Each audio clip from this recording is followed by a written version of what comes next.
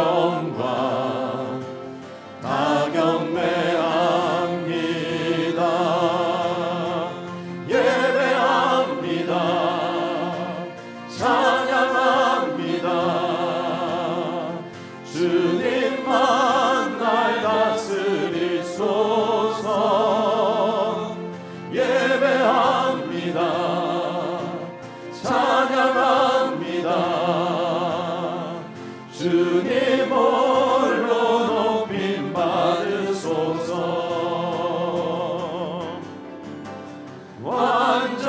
완전하신 나의 주 의의 길로 날 인도하소서. 행하신 모든 일 주님의 영광 다 경배합니다. 예배합니다. 찬양합니다. 주님만 날 다스리소서. 예배합니다. 찬양합니다. 주님 홀로 높임 받으소서.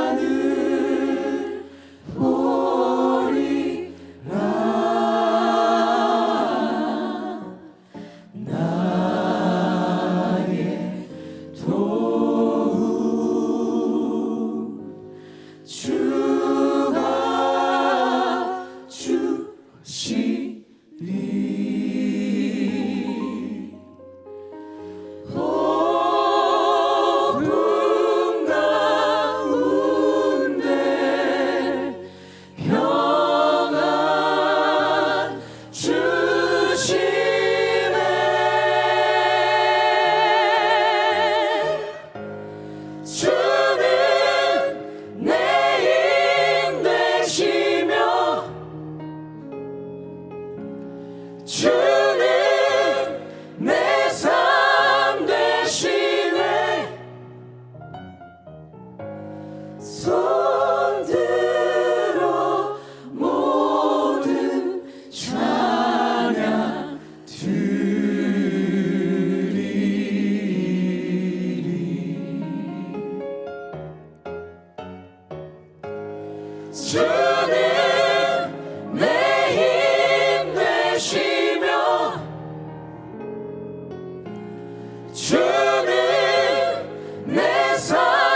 되시네.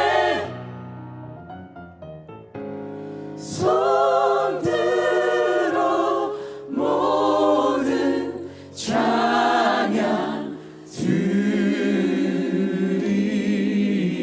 드리리.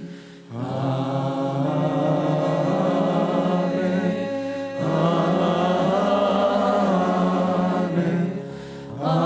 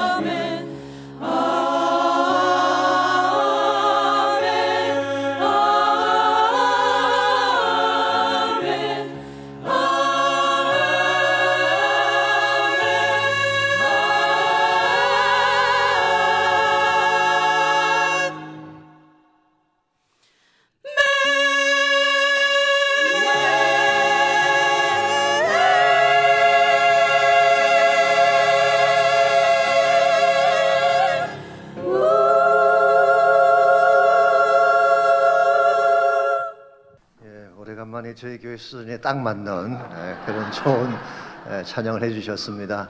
앞으로 아마 CTS 같은 데서 또 출연 요청이 안 들어올지 모르겠습니다만 기도 많이 해주시기 바랍니다. BSBC 중창단이 시작됐습니다. 기도해 주시고 또 많이 격려해 주시길 바랍니다.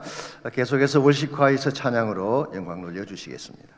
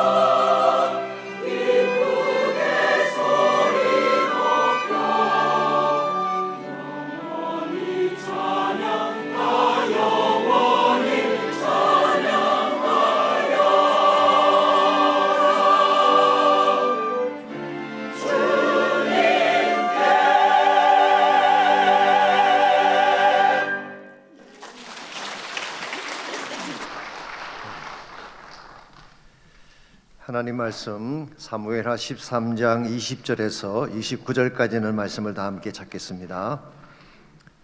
우리 구약성경 사무엘하 우리 함께 계속 묵상합니다. 오늘은 13장 20절부터 29절까지 한 절씩 교독하겠습니다. 그의 오라버니 압살롬이 그에게 이르되 내 오라버니 암논이 너와 함께 있었느냐? 그러나 그는 내 오라버니이니 누이야 지금은 잠잠히 있고 이것으로 말미암아 근심하지 말라 하니라. 이에 다말이 그의 오라버니 압살롬의 집에 있어 처량하게 지내니라. 다윗 왕이 이 모든 일을 듣고 심히 노하니라. 압살롬은 암논이 그의 누이 다말을 욕되게 하였으므로 그를 미워하여 암논에 대하여 잘잘못을 압살롬이 말하지 아니하니라.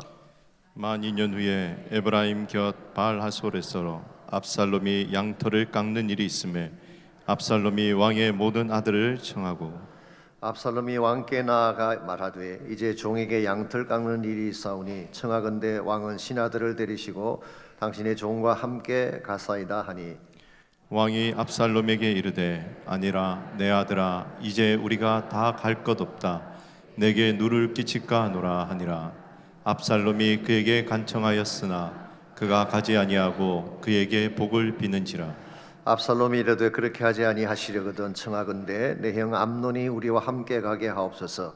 왕이 그에게 이르되 그가 너와 함께 갈 것이 무엇이냐 하되 압살롬이 간청하매 왕이 암논과 왕의 모든 아들을 그와 함께 그에게 보내니라. 압살롬이 이미 그의 종들에게 명령하여 이르기를 너희는 이제 암논의 마음이 술로 즐거워할 때를 자세히 보다가 내가 너희에게 암논을 치라 하거든 그를 죽이라. 두려워하지 말라. 내가 너희에게 명령한 것이 아니냐. 너희는 담대히 용기를 내라 한지라. 압살롬의 종들이 압살롬의 명령대로 암논에게 행하며 왕의 모든 아들들이 일어나 각기 노새를 타고 도망하니라. 아멘. 오늘날 자신감을 상실한 채 살아가는 사람들이 많습니다. 자신감을 상실하게 만드는 요인은 다양할 것입니다. 어떤 사람은 자신의 능력이 약화되면 자신감을 잃게 되죠. 어떤 이는 사회적 지위나 재정적인 상태가 열악하게 되면 자신감을 잃습니다. 어떤 사람은 외모에 대한 컴플렉스 때문에 자신감을 잃어버리기도 합니다. 남자들 같은 경우는 나이가 들어간다든가 직장에서 은퇴를 하면 대개 자신감이 많이 떨어진다고 합니다. 돈이라도 있고 반듯한 직장에 있을 때는 친구들도 찾아오고 식사를 하자는 사람들도 있지만 퇴직하고 집에 있으면 전화 거는 사람도 별로 없다고 합니다. 처음에는 잘해두던 가족도 슬슬 눈치를 주기 시작을 하고 자식들도 자기 말을 무시하는 것 같이 느껴지는 그런 상황. 그래서 자꾸만 기가 죽고 하고 싶은 말도 당당하지 못하게 되는 그런 상황이 오죠. 이와 같은 현상을 좀 전문적인 용어로 젖은 낙엽 신드롬이라고 부릅니다. 최근 몇 년 사이 일본에서 급부상한 신조어라고 합니다마는 낙엽이 떨어지면 빗자루를 썰어서 문 밖으로 내치지 않습니까? 그때 빗자루에 찰싹 달라붙어서 떨어지지 않으려고 바둥대는 낙엽, 이게 젖은 낙엽이죠. 남편들이 퇴직한 후에 비에 젖은 낙엽이 빗자루에 달라붙듯이 아내에게 붙어 다닌다고 해서 나온 그런 말이라고 합니다. 그래서 이사가는 날 남자는 대단히 긴장한다는 우스갯소리가 있지 않습니까? 와이프가 자기를 버리고 가면 어떡하나 해서 장롱 속에 들어가든지 와이프가 좋아하는 강아지를 안고 있는다는 그런 조크가 있습니다. 저도 지금은 남 이야기처럼 하고 있지만 언제 저도 젖은 낙엽 족이 될지 who knows. 그러니까 평소에 잘하라 그런 말입니다. 그러나 여러분, 과연 자신감이라고 하는 것이 이런 외적인 능력이나 환경적인 조건에서 오는 것일까요? 물론 우리 모두는 인간이기 때문에 외적인 조건에 영향을 받지 않을 수는 없습니다. 세상적인 지위나 능력이 있으면 좀 더 당당하게 살 수 있는 것은 사실입니다. 그러나 그것이 절대적인 요소는 아닙니다. 비근한 예로 돈 많고 능력 있고 잘생긴 사람은 무조건 당당하게 잘 살고 있나요? 꼭 그렇진 않죠. 모든 것을 가지고도 자신감을 상실한 채 우울증에 빠지기도 하고 심지어 목숨을 끊는 예들도 흔히 볼 수가 있습니다. 오래전에 한국의 모 그룹 회장의 넷째 딸이 26살의 꽃다운 나이로 생을 마감한 사건이 있었습니다. 좋은 가문 출신입니다. 좋은 학벌입니다. 미모도 뛰어났습니다. 그 당시 그녀가 소유하고 있던 주식을 돈으로 환산하면 당시 돈으로 2천억 원이 넘었다고 합니다. 그럼에도 불구하고 2005년 11월 18일 유학 중인 뉴욕 맨하탄 근처 숙소에서 스스로 목숨을 끊고 말았습니다. 정확한 이유는 우리가 다 알 수 없지만 한 가지 분명한 것은 자신의 삶에 대한 자신감이 결여되어 있던 것은 분명합니다. 외적인 조건 필요하지만 이것이 자신감을 갖게 하는 혹은 자신감을 빼앗아가는 절대적 요소는 아닙니다. 외적인 조건보다 더 중요한 것은 내적인 확신입니다. 나의 내면 속에 세워지는 용기와 자신감이 분명할 때에 우리는 세상을 이길 수 있는 강한 자가 되는 것입니다. 특별히 하나님 안에서 하나님께서 나에게 주시는 자신감, 이걸 우리는 영적 자신감이라고 부를 수가 있는데요, 이것이 분명할 때에 우리 무슨 일을 당하든 그것을 넘어설 수가 있는 것입니다. 이 세상에 살아가는 사람들은 문제가 찾아오든지 환경이 척박하면 자신감을 상실할지 모르지만 예수님 만난 여러분과 저는 환경에 상관없이 주님께서 나에게 주시는 능력으로 말미암아 자신 있게 인생을 살 수가 있는 것이죠. 그 좋은 예가 요한복음 4장에 나오는 수가성 여인의 케이스라고 생각합니다. 잘 아시는 것처럼 그 여자는 자신감 없는 인생의 전형이라고 부를 수가 있죠. 언제나 부끄러움과 수치로 얼굴을 가리며 살았습니다. 아마도 남편을 다스리나 두었다고 하는 사회적 윤리적 지탄 때문이었을지도 모르겠습니다. 누구하고도 마주치고 싶지 않는 뒤에 숨어 살았던 인생, 오죽했으면 아무도 나오지 않는 난 12시에 혼자 물길로 나왔겠습니까? 그랬던 그녀가 예수님 만나고 복음의 생수를 맛본 후에 어떻게 변화되는지 아시죠? 물동이를 던져두고 마을로 뛰어들어가서 모든 사람 앞에 당당하게 외쳤습니다. Come and see.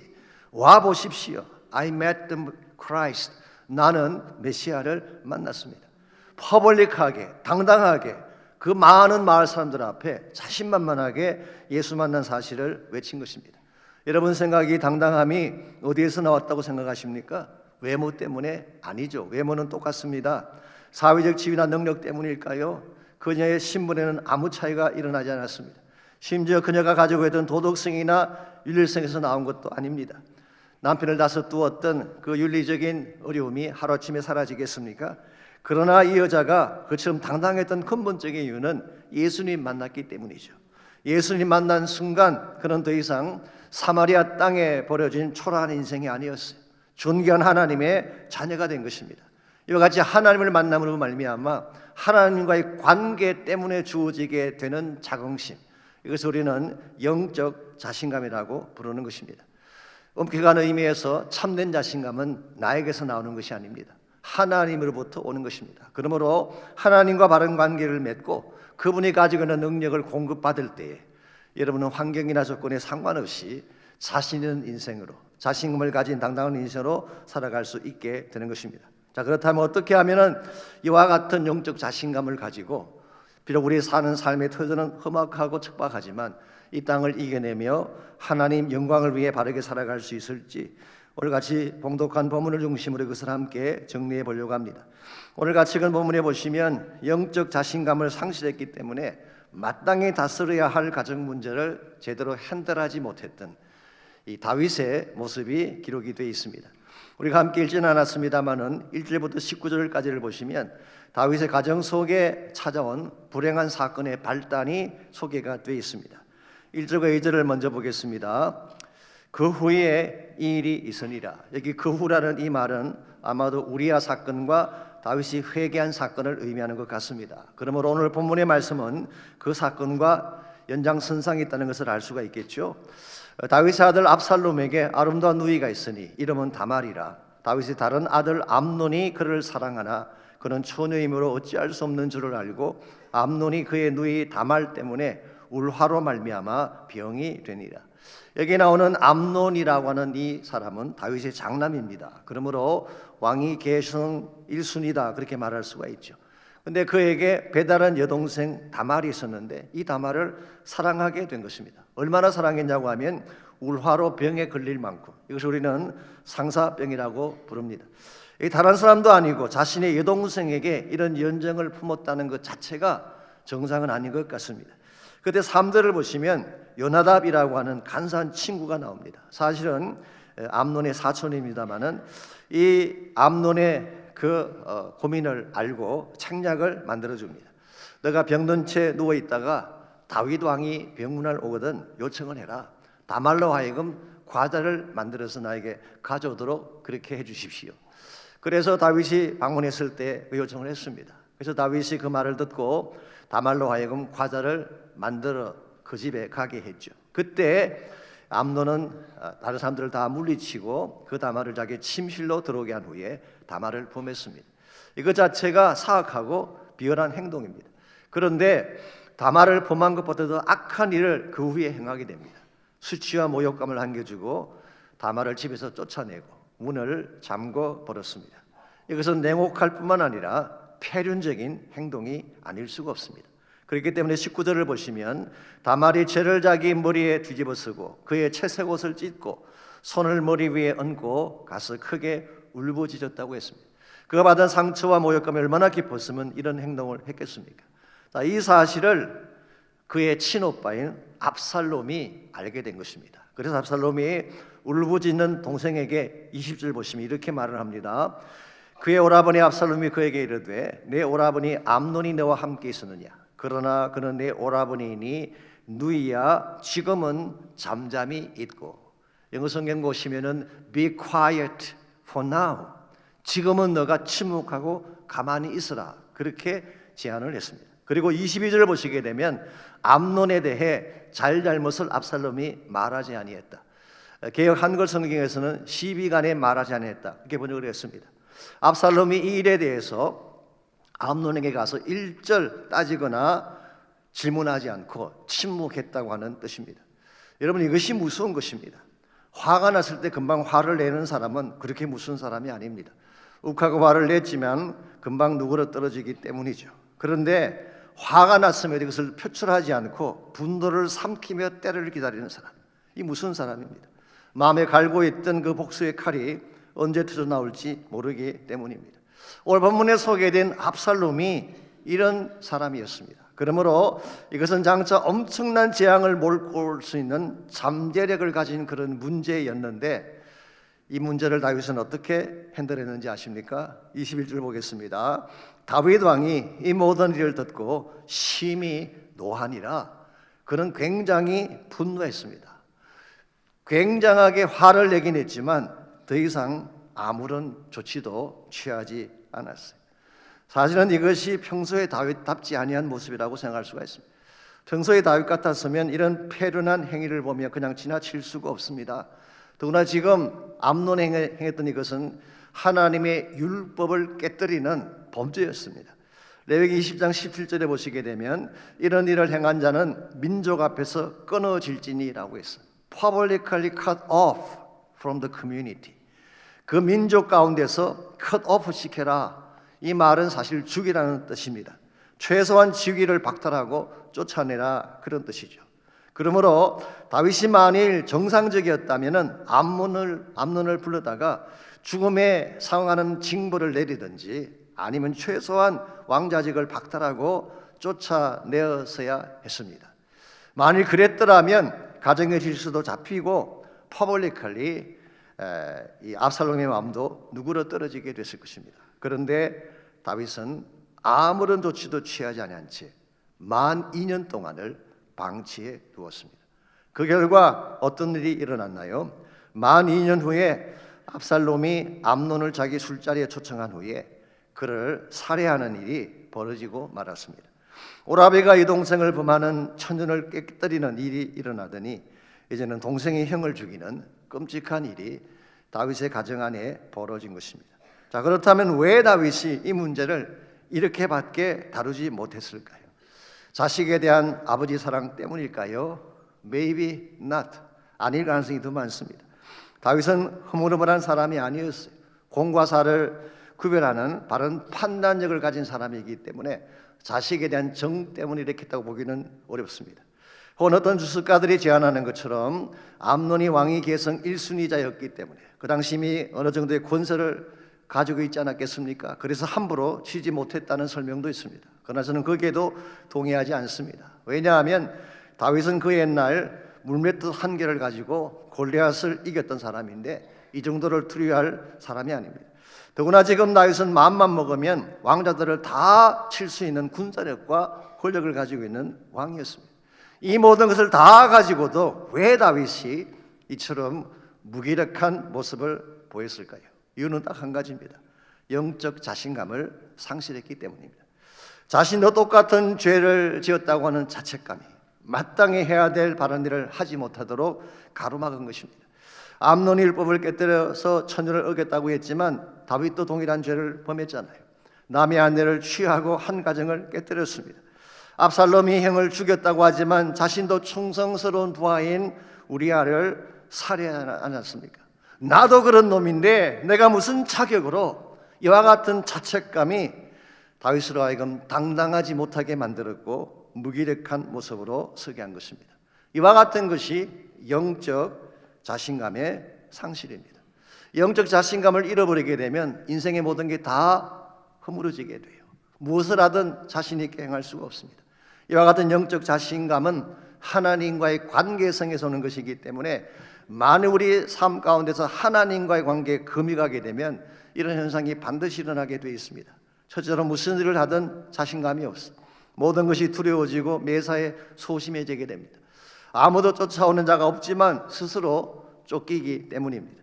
두 번째로 마음의 기쁨과 평안이 사라집니다. 이렇게밖에 살지 못함에 대한 자책감이 계속 그를 누르고 있기 때문이죠. 세 번째로 하나님을 향해 나가는 것이 두려워지게 됩니다. 하나님은 다 용서하셨지만 자신의 가슴 속에는 스틸 죄책감이 남아있기 때문에. 네 번째로 무엇보다도 기도를 해도 기도가 안 됩니다. 하나님이 듣지 않으실 것만 같아요. 답답하고 응답에 대한 확신이 없어지게 되는 것입니다. 그래서 요한일서 3장 21절과 22절을 보면 기도와 관련해서 이런 말씀이 기록되어 있습니다. 사랑하는 자들아, 만일 우리 마음이 우리를 책망할 것이 없으면, 다른 말로 설명하면 마음의 찌꺼기나 죄책감이나 죄에 대한 것이 없으면 그 말이에요. 내 마음이 깨끗하기만 하다면은 하나님 앞에서 담대함을 얻고, 이거 우리가 영적 자신감이라고 말할 수 있어요. 내 안에 하나님과 나사를 가로막는 죄악의 찌꺼기나 담이 다 허물어지게 되면 그때 비로소 하나님 앞에 자신감을 가지고 서게 되고 무엇이든지 구하는 바를 그에서 얻게 된다고 설명하고 있습니다. 우리가 죄를 처리하고 하나님 관계가 회복이 되면 그때 비로소 당당한 모습으로 하나님께 나갈 수 있게 되고, 그때 하나님께 기도하면 하나님이 무슨 기도든지 응답해 주신다, 그런 뜻입니다. 이런 면에서 여러분과 제가 건강한 크리스천 라이프, 정말 당당하고 승리하는 그리스도의 삶을 살기를 진짜 원한다면 하나님과 나의 관계가 건강한 관계가 되어서 하나님이 나에게 허락해 주시는 영적인 자신감을 가지고 살아가야 됩니다. 어떻게 하면 여러분과 제가 우리를 낙심시키고 주눅들게 만드는 이 세상 가운데서 자신감을 잃지 않고 하나님 안에서 더 건강하고 담대한 인생으로 살아갈 수 있을지, 오늘 본문에 소개된 다윗의 케이스를 통해서 영적 자신감을 갖는데 꼭 필요한 세 가지 요소를 함께 정리해 보려고 합니다. 첫 번째로 영적 자신감을 가지려면 새 자아에 대한 확신이 필요합니다.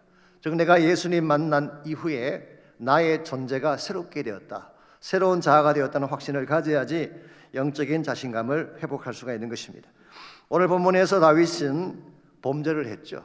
이 다윗이 범죄한 사실은 다윗도 알고 있고 온 가족이 알고 있고 사실은 온 이스라엘이 다 알고 있는 사실. 그러므로 다윗이 범죄했다고 하는 것은 누구도 부인할 수 없는 팩트입니다.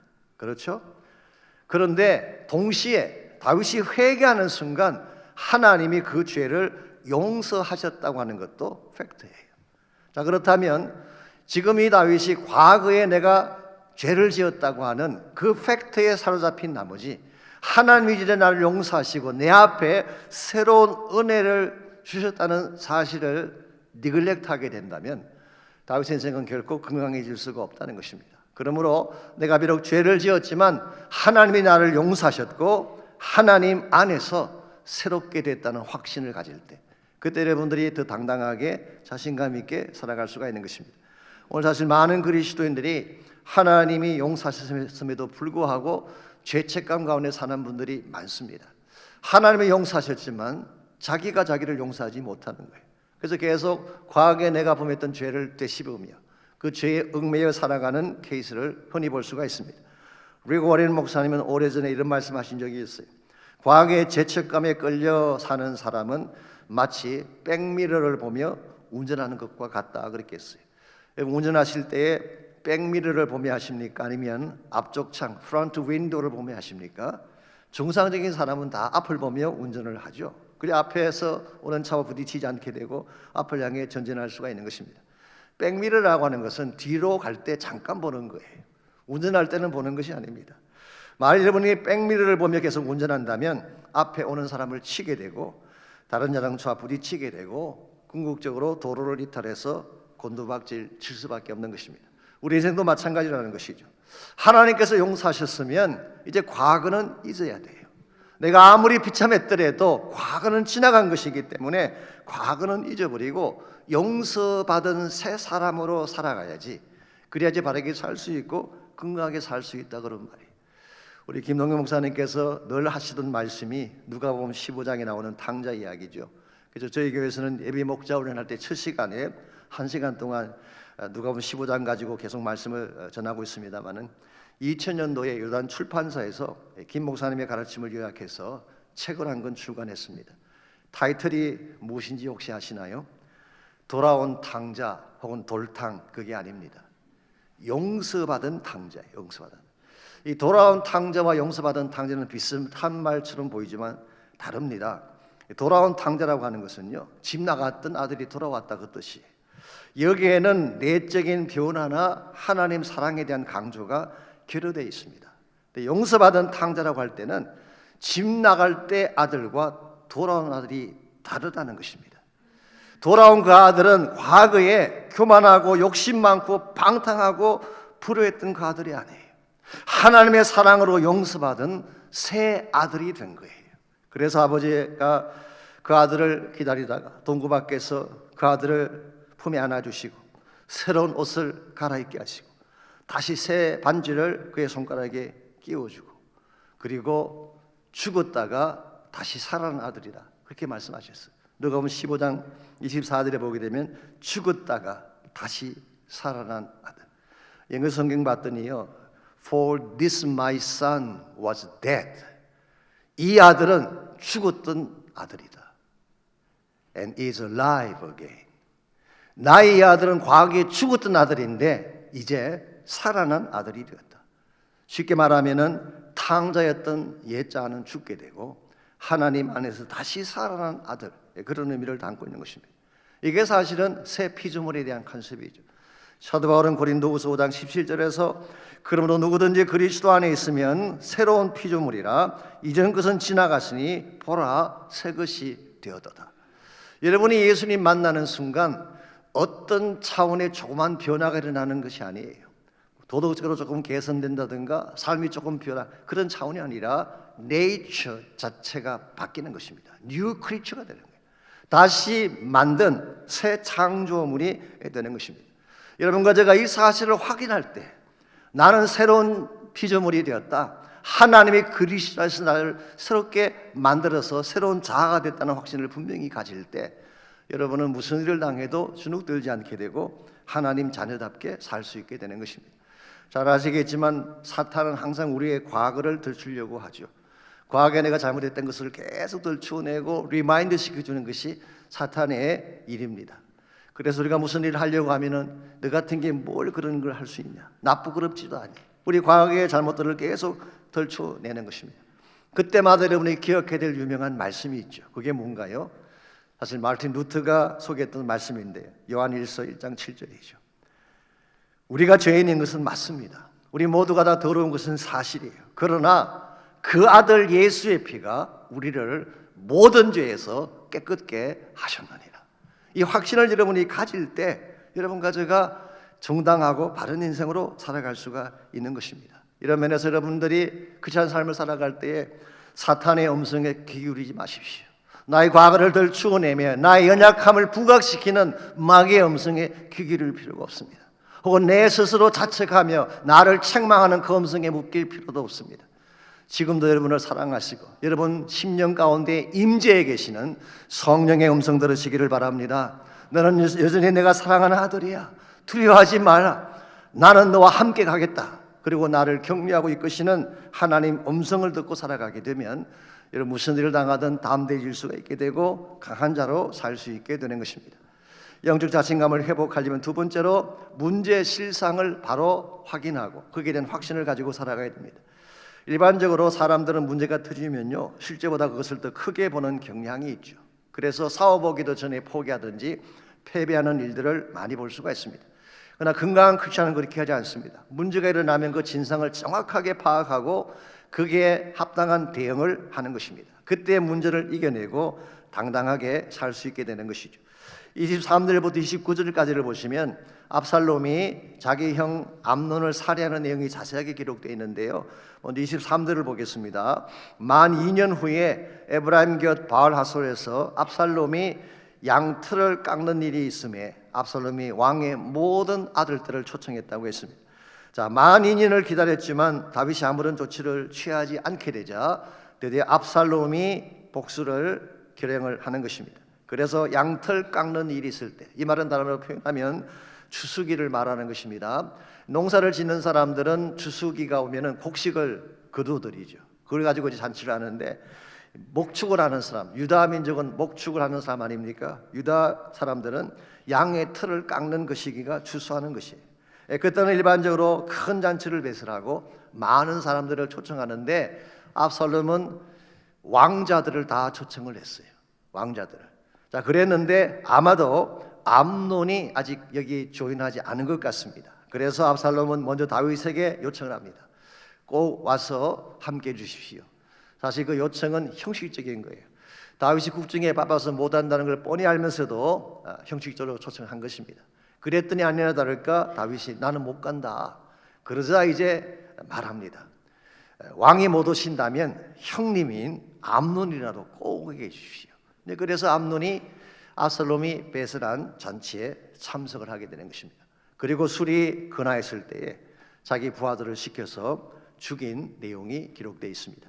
자, 29절을 보시게 되면 이와 같이 암논이 죽은 후에 다른 모든 왕자들이 노새를 타고 도망을 쳤다 이렇게 기록합니다. 이걸 보게 되면요, 이 압살롬은 암논에 대한 복수를 하기를 원했던 것이지 모든 왕자들을 죽일 마음은 없었어요. 자, 그래서도 불구하고 30절입니다. 압살롬이 왕의 모든 아들들을 죽이고 하나도 남기지 아니하였다는 소문이 다윗에게 이르매.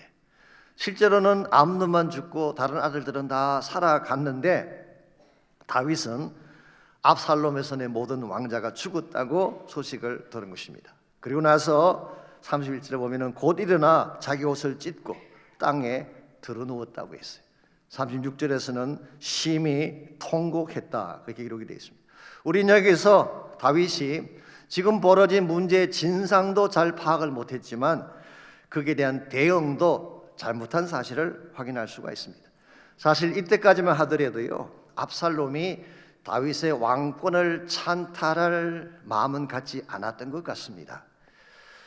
사실 압살롬이 이런 일을 행한 것은 아무리 기다려도 왕이 액션을 취하지 않으니까 자기가 나서서 복수를 가한 것입니다. 자기 나름대로는 이것이 정의라고 생각을 하고 자기 형을 죽인 것입니다. 그런데 다윗은 이 상황을 다 잘 파악을 못했어요. 아마도 전체 왕자들을 다 죽이고 엄청난 일이 벌어졌다고 생각한 것이죠. 그리고 거기에 대한 대응도 보게 되면 잘못된 것입니다. 그는 분노하고 드러누워서 통곡을 했습니다. 자, 문제가 생겼을 때에 거기에 대해서 화를 내고 드러누워서 울기만 하면 문제가 해결이 되나요? 그것은 인간적인 수단에 불과한 것입니다. 정말 다윗이 이 문제의 심각성을 잘 깨닫고 정말 이 문제를 해결하기를 원했더라면 성소로 나아갔어야 했습니다. 그리고 하나님께 나아가서 전심을 다 토해내며 매어 달렸더라면 하나님께서 이 문제도 풀어내어 주시고 새로운 길도 열어주셨을 것인데 다윗은 그렇게 하지 아니하고 탄식하며 두려워하며 울고만 있었기 때문에 결국 나중에 다 아시겠지만 더 심각한 국민으로 압살롬이 들어가게 되죠. 여러분 가정의 인생도 마찬가지입니다. 문제가 왔을 때 그 문제를 정확하게 파악을 하고 바른 영적인 대책을 구해야지 문제에 눌리지 아니하고 담대함으로 승리할 수가 있는 것입니다. 한국에 어떤 목사님이 신방을 가셨는데 그 집에 안주인 되시는 여자 집사님이 요즘 자기 딸 때문에 걱정이 태산 같다고 그렇게 말씀하셨어요. 그게 무슨 문제냐 그러자 물었더니 자기 딸이 중학교를 다니고 있는데 학교 가기를 싫어한다는 것입니다. 옷을 사주며 달래도 안 되고 협박을 해도 안 되니 어떻게 하면 좋겠냐는 것입니다. 그때 목사님이 그 딸아이를 불러다 물었어요. 자, 왜 학교 가기 싫은 것이냐 그랬더니 공부하는 게 싫대요.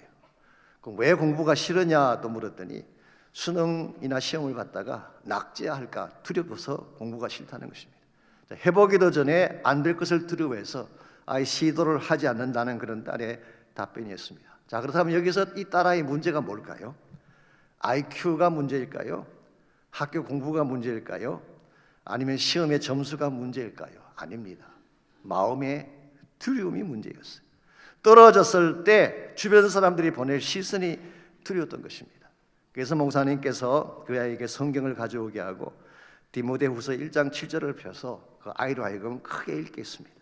하나님이 우리에게 주신 것은 두려워하는 마음이 아니요 오직 능력과 사랑과 절제하는 마음이니. 그리고 물으셔서 하나님 주신 마음이 뭐라고? 두려워하는 마음이 아닙니다.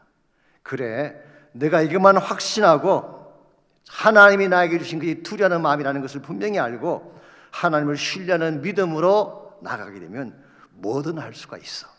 그리고 그 딸의 머리에 손 얹고 안수기도를 했더니 그 아이가 크게 아멘 하더라고 합니다.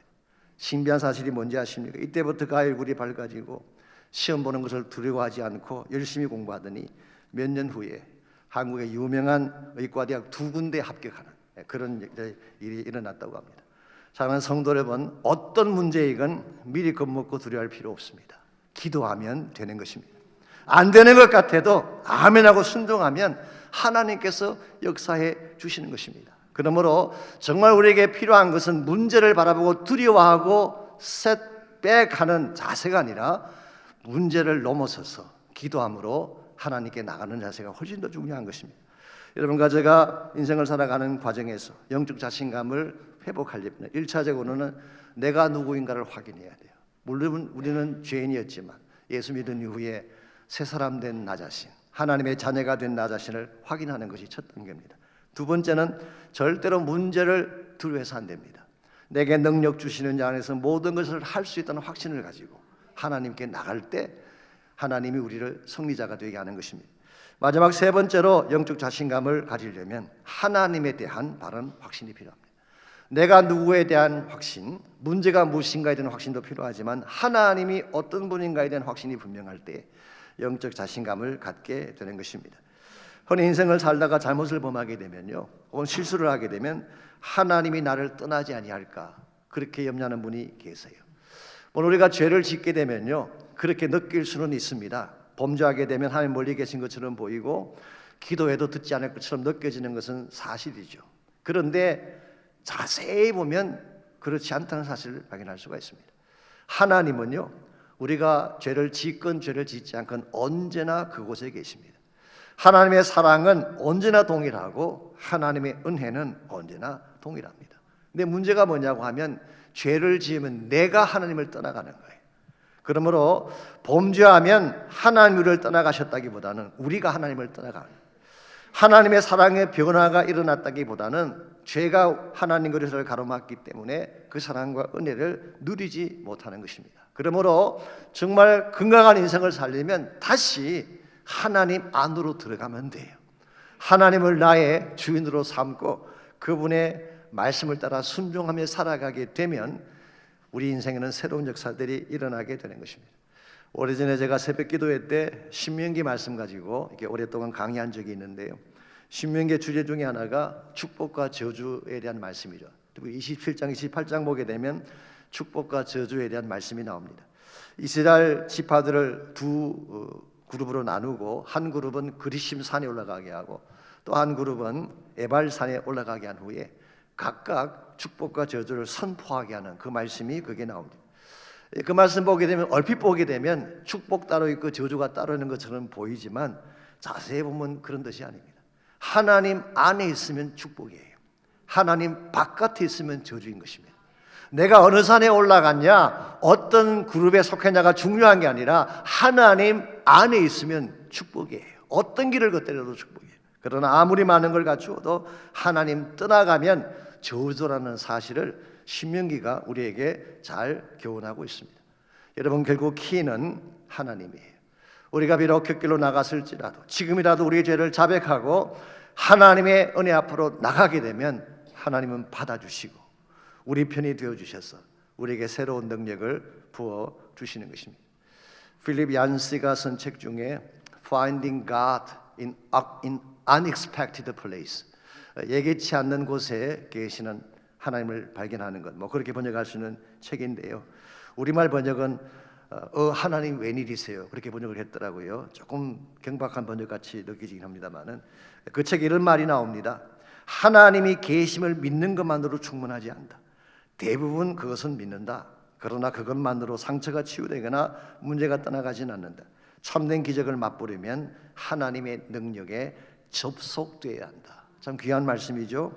여러분, 하나님이 계신다는 걸 모르는 사람은 없어요. 최소한 교회에 나오는 분이라면 하나님이 계신다는 것은 다 인정을 하죠.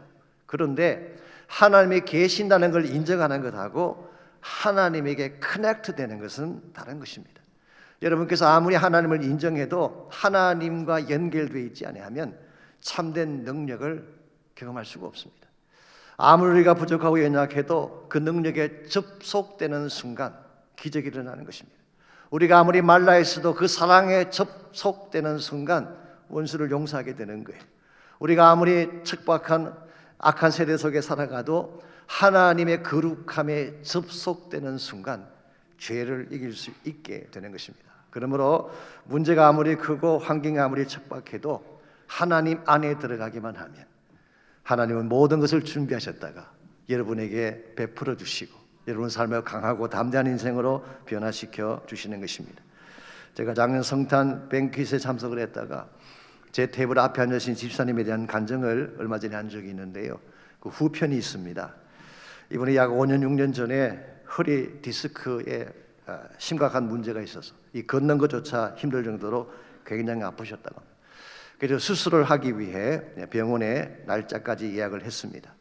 이제 어느 날 수술하겠다고 다 예약을 하고 준비를 다 시켰는데요.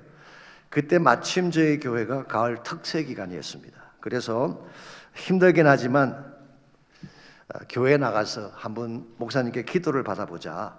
그래서 이분이 보행 보조기를 끌고 재단 앞으로 나왔어요. 그리고 안수 기도를 받고 가셨는데요. 신기하게도 그때부터 통증이 사라진 거예요. 하나님이 기적적으로 치유해 주신 것입니다. 그래서 병원에 다시 연락을 했습니다.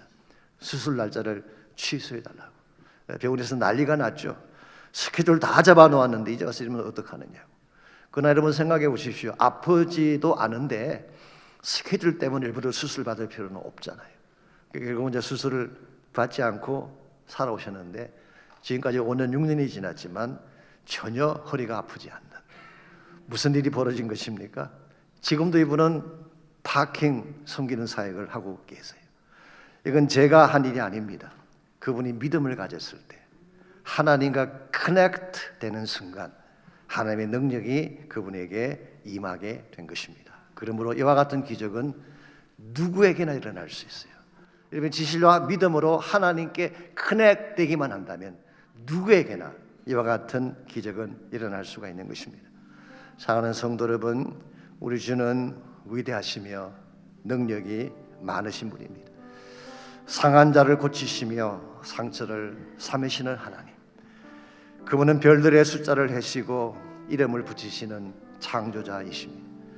그가 구름으로 하늘을 덮으시며 땅을 위하여 비를 준비하시면 어떤 땅에도 꽃이 피어나게 되고 사막 같은 곳에도 백합꽃이 피어나는 아름다운 역사가 일어납니다. 그러므로 우리가 해야 할 일은 바로 그 하나님을 찬양하고 경배하고 그분의 임재 앞에 나가는 것입니다. 그때 하나님이 여러분의 삶을 강한 자로 만들어 주시고 담대하게 변화시켜 주셔서 이 땅을 이기고 정복하게 만들어 주십니다.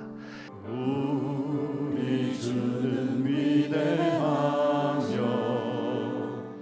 능력이 많으시도다. 그의 지혜 무궁하며 인자는 영원하도다. 상한 자를 고치시며 상한 자를 고치시며 상처를 싸매시도다. 별들의 수를 세시며 이름을 붙이셨도다. 함께 찬양합니다. 그가 구름으로 하늘을 덮으시며 땅을 위하여 준비하시니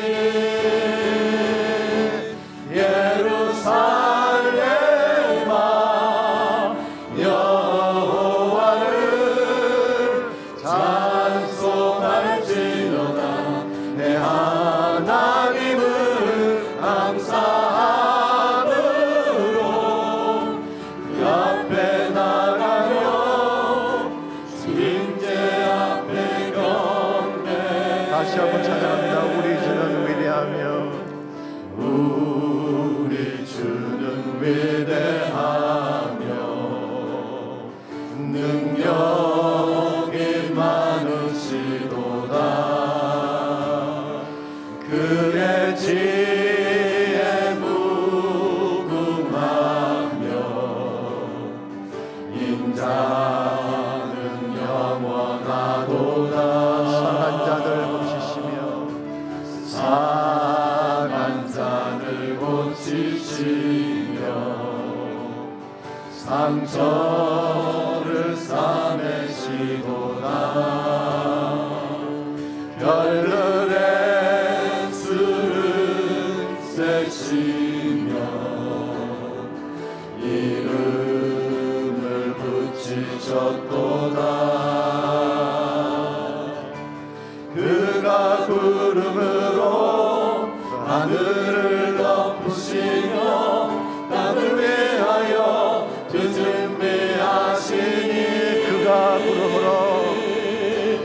그가 구름으로 하늘을 덮으시며 땅을 위하여 이 준비하시니 다시 한번 선포합니다.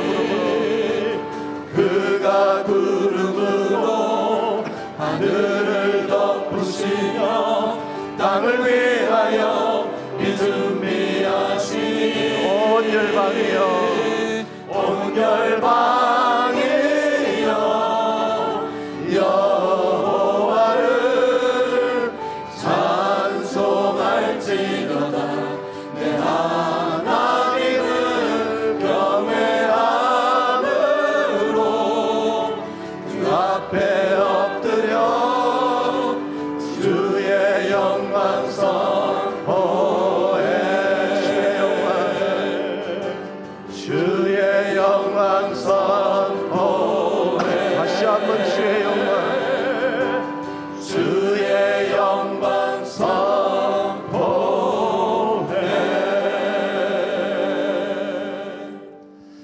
이제는 살아계신 우리 주 예수 그리스도의 은혜와 하나님 아버지의 무한하신 사랑과 성령님의 충만한 능력의 임재하심이 예배를 마치고 돌아가는 모든 성도 한 분 한 분에게 가정과 삶의 터전과 자녀들과 자손들 위해 이제로부터 항상 함께 하시기를 예수님의 이름으로 간절히 축원하옵나이다. 아멘.